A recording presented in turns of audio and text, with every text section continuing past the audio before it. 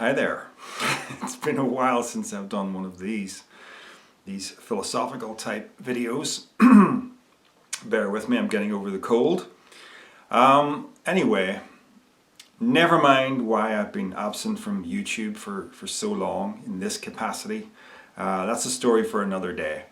I want to just jump straight in, and I felt motivated to talk about a subject that is probably very muddled for a lot of people, but it's actually something that I have great clarity on, and that is the existence of God.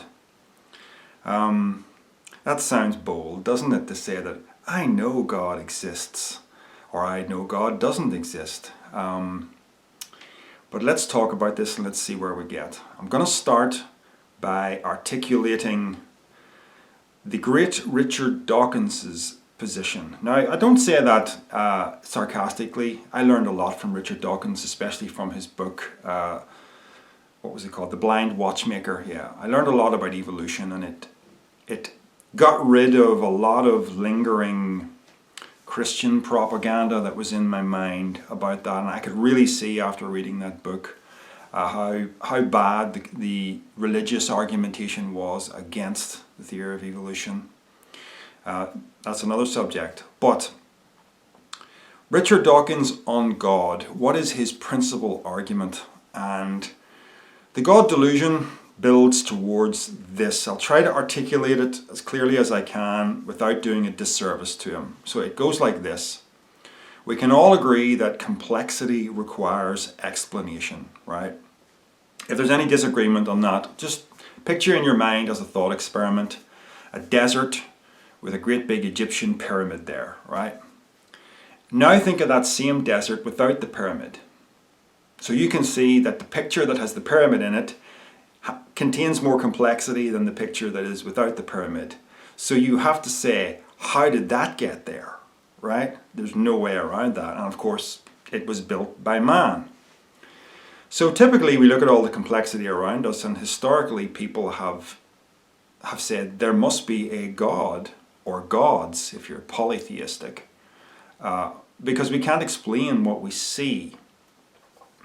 But Richard Dawkins points out that the thing that you're using to explain the existence of an ordered complex universe is a highly complex being. And God is described in typical religious texts as all-seeing, all-knowing, all-powerful, containing a human personality with human emotions, with ethics, expressing love, anger, jealousy even, a highly complex being. So then you have to ask, well, where did that come from? Why is there a complex God? That seems to be the same question as why is there a complex universe? So it's not really answering anything. And that's where Richard Dawkins is on the matter. And it seems logical. It seems straightforward and logical. And how do you refute that? And I would say you can't refute it if that is your concept of God is a religious deity, right? And this is where I differ. And other people differ as well. I mean, not everybody conceives of God in the same way. So what are you left with then as an atheist to explain complexity? Now, the only place you can really go, and not all atheists go in this direction, some simply say, we don't know. But one of the places you can try to go is to say that the Big Bang must have created a multiplicity of other universes, all walled off from each other, all with different laws of physics, right? And most of those universes collapsed because the laws of physics didn't gel together properly to create a stable universe. So there are basically four fundamental forces governing our universe. They are the strong and weak nuclear forces, gravity, and electromagnetism, right? They're the four fundamental forces. And there's universal agreement in science that if the intrinsic behavior of those forces deviated even slightly from the way that it is, that the universe could not exist. Galaxies and stars could not form, and certainly life could not form on Earth, because there'd be no Earth, right? there'd just be nothing. So we do have this really curious ordered state at the Big Bang that was able to produce the universe, right? So the idea is there must have been a multiplicity of universes, and the one that we're in is the one where the laws of physics and the fundamental forces of nature, they fell together in just the right way that a stable universe would be possible. And let's not forget that life would also be possible. This is still, if you really examine this is a really problematic position, right? Because we are ruled by a thing called entropy. The whole universe is subject to entropy. Entropy meaning the tendency towards disorder, right? So calling to mind our earlier example of the pyramid in the desert. Think of time going past maybe like 100 years every second, and think about what that period looks like. It starts to crumble, right? It starts to decay. And you would just see the pyramid like this, and then it would just all start to decay, and eventually there would just be nothing left but sand, right? That's entropy. You don't have to explain the tendency towards disorder. That's natural. You do have to explain the original construction, the original ordered state of something, right? So from the moment of the Big Bang, entropy has been increasing. Even though it was after the Big Bang that stars and galaxies formed, and way after that, that life formed on this world and probably others. So we have to trace, because of entropy, we can't just say, well, at 4.5 billion years or whatever it was, no, it was much longer than that actually, at how many billion years it was, life just started. And entropy, somehow something went against entropy at this point in time. That's not how it works. The potential for life had to exist right there at the moment of the Big Bang, just like the potential for stars and galaxies had to exist. That had to be packed into that potential for order, potential for complexity that was all there. That means the multiverse, it's even harder to explain everything using a multiverse. And just to show you that this is the wildest of all lotteries, I mean, why 4 fundamental forces? Why not 3? Because if there's 3, you don't get a universe, a stable universe. Why not 5? Why not 455 fundamental forces that are all messing with each other? I mean, the fact that there are 4 is part of the order that you can't explain, right? So if you really contemplate the multiverse theory as a means of explaining the question of origin, it doesn't really do it. It becomes something akin to magical thinking, where something looks right, looks like it can happen. As long as you don't think too deeply about it, you can accept, yeah, that's what it was. There was lots of universes, and one was just the great cosmic lottery win. This one, right? No, it's not a good explanation at all. So what are we left with? Is it fair then to say we don't know, right? Because a complex God, complex religious deity, hasn't explained anything. So the only place left to go then is we don't know. Well, that's not true either, because take a look at what you do know. You know that any theory you could possibly come up with, that's a theory that you might call naturalistic, right? Because most atheists seem to be naturalists, believing that the laws of nature are the fundamental ground from which we explain everything, right? We have to question that in a moment, right? But that's the sort of unquestioned assumption that seems to be in the minds of most atheists, that everything must be naturalistic, everything conforms to and nothing supersedes the laws of nature, right? The laws of nature which in themselves require explanation, right? How do you use the laws of nature to explain the laws of nature? Yeah, so that's part of the problem. And then, here's the thing, you can't say we don't know, because you know that any explanation you could possibly come up with is going to take you backwards in time to a chain of cause and effect that takes you to an infinite regress. And what I mean is, you know that you can't explain complexity out of absolute simplicity, right? But if you go back, if we say, just to put labels on it, A created the universe, whatever A is. A possesses complexity. So, what created A? B created A. But B has complexity, because it has to have, right? What created B?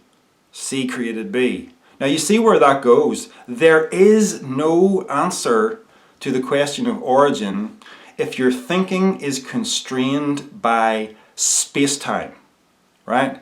By the laws of nature, by space-time, by the idea of time as a linear track on which everything moves. There is no answer in that direction. The only direction you can go is to stop kind of looking sideways to the laws of nature and look up, metaphorically speaking. Look up to some kind of higher dimensionality that transcends space-time, that encapsulates space-time. Space-time being a subset of whatever this is. Now, this is a thought experiment, right? But it may turn out to be the only possible explanation for why there's a universe. So in this thought experiment, realize that if you're thinking at a level beyond space-time without being able to understand what that could possibly be, we can't understand it because we're trapped in space-time, right? As limited creatures with bodies and minds that travel along in time. So this is beyond time. Not beyond time in the sense of an infinite regress going into the past. This is beyond time in that it is beyond the constraints of cause and effect altogether. It's a higher, you might call it, this is purely an invented term by me, you might call it hyperspace-time, right? Because it's just beyond all this. And if it's beyond space and time, it's beyond form. And form is where we find complexity, right? So this is what I'm conceiving of here is not complex in any conventional sense. And I'm being absolutely abstract in my thinking because I know I can't take my little brain to what this is. But it is not a grey-haired old man in the clouds. And it is not even, if we want to dispense with that idea of God, it is not some sort of blinding light with a human personality.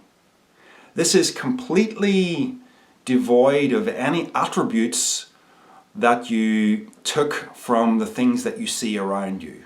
Look how religious deities are always based upon the things you see. They're based upon the model of a human being, first of all. It's not man made in the image of God. It's God conceptualized in the image of man, right? Why are all gods human-like? Why are they all kings?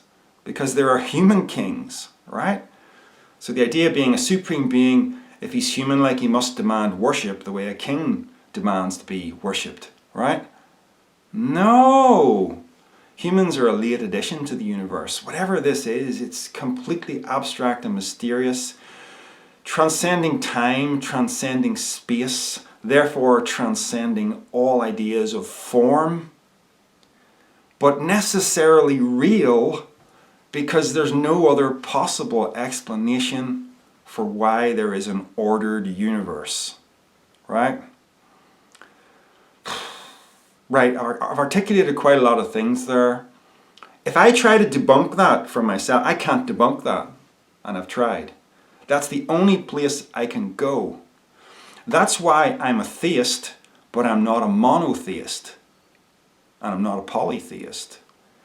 The closest thing to what I am is a pantheist, but we'll get into what that is maybe in another video. I spoke about that in the past, but yeah, Atheism just says there is no God and there is no gods. But there's something. And historically, I mean, there is why am I calling what I believe in God? Because you might say, well, that's not God. That's not what we mean by God. But I mean, there's a historical precedent for my stance for calling this God, because that's what Spinoza, who's the philosopher that articulated pantheism centuries ago, that's what he referred to it as. And he had no concept of this as a being that you could communicate with, or that wanted worship, or that was human-like in any way. And I think it's also useful for me to call this God, because when I am attempting to maybe debate with a religious person, I think it's more useful to say to them, look, you need to improve and enhance your view of what God is, rather than getting rid of God entirely. You know? You just got to strip away the personality that you've attached to the God concept. Not easy to do when you've got a Bible that is telling you that God is a person. But anyway, I think that's a better way to approach religious people than just trying to convince them there is no God, that this is just an accidental universe, that it means nothing. They're not convinced by those arguments, and neither am I. And I think this is also a useful way to approach it for atheists, particularly because they're stuck in a paradigm called naturalism, most of them. And naturalism is just as much of a trap as monotheism. So when Richard Dawkins debunks the complex God, successfully, he debunks that. His argument is sound if your view of God is a religious deity. So you can't use this argument of mine to defend religion. You can't. This takes you somewhere else. But when Richard Dawkins uses it to successfully debunk a religious deity, he's also successfully debunked any possible atheist answer to the problem of origin. He's just always going to be left with this problem of complexity needing to be explained within space-time, and space-time taking you to an infinite regress that will never be explained. The data is in. You know, you can't say we don't know. You've got to get your head outside of naturalism, outside of space-time. Okay, we'll leave it there. Does this mean I'm back? Who knows? Folks, if you haven't clicked on a video of mine in a long time, do look back, because I have uploaded the entire text of my book, iUniverse, as a free audiobook. All the chapters are just there for you to click on and listen. I would encourage you to do that. It might be a 14-hour journey, but just start at the beginning and work your way through it. It was a 10-year project for me. It's probably the most important thing that I've done here on YouTube. So yeah, look, it's available for you. Doesn't cost you anything. It's had its time as a paperback, and now I just want to get it out to as many people as possible. So please take a look at iUniverse. The playlist for it is on my main channel page. Alright folks, feels good to be back. Take care now. Bye bye.